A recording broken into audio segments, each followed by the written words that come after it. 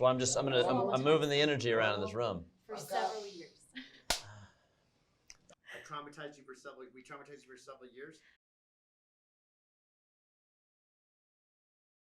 Me encuentro con Jason Blum y David Gordon Green, director y productor de la película del Exorcista Creyentes.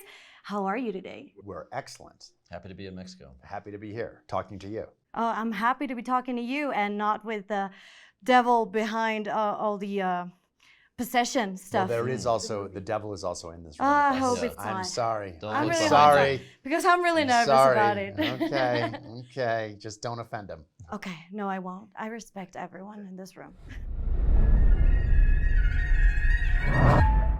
So one of the things that most impacted an impression about the first film of The Exorcist was the sound editing and sound mixing and all the effects. So I want to know what was like the most difficult or challenging Foley or sound effect to do for this film.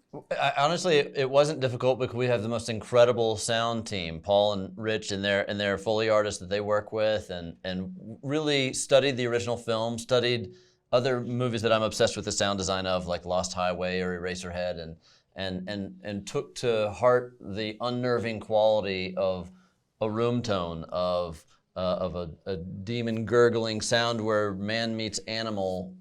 These types of explorations were really amazing. So you hear all sorts of tricks of the trade, but these guys just get in and play arts and crafts and make music out of every sound.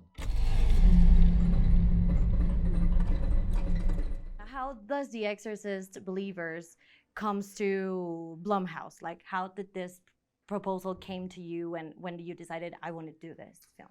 I decided I wanted to do it a long time ago, but I couldn't. I had to impress my idea of the vision for what I wanted to do with the movie onto the rights holders, and it took a while. But I think what gave us the confidence and what gave them the confidence to allow us to borrow their IP for 3 movies was the experience we had with the Halloween movies. So David, I think, and his team made a terrific 3 amazing Halloween movies. The fans loved them. They were financially successful.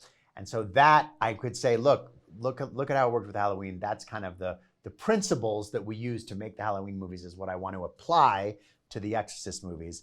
And the rights holders finally agreed to let us give it a shot.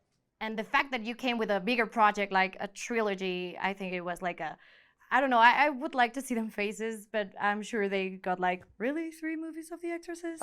Are you sure? They did say that, but I'm very convincing. That's great. I mean, in the directing, acting bit, you have all these human emotions that you can relate to for some scripts, like you have to do it sad, you have to do it happy. But how was it with Olivia and Lidya?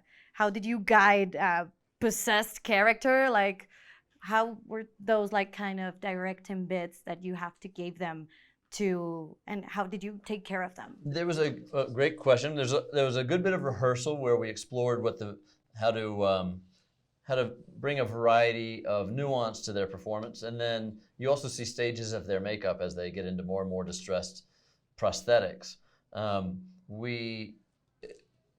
Ultimately, we have to trust their instinct and intuition, because once they inhabit these characters, then it becomes performance art. It becomes this creature that they've created.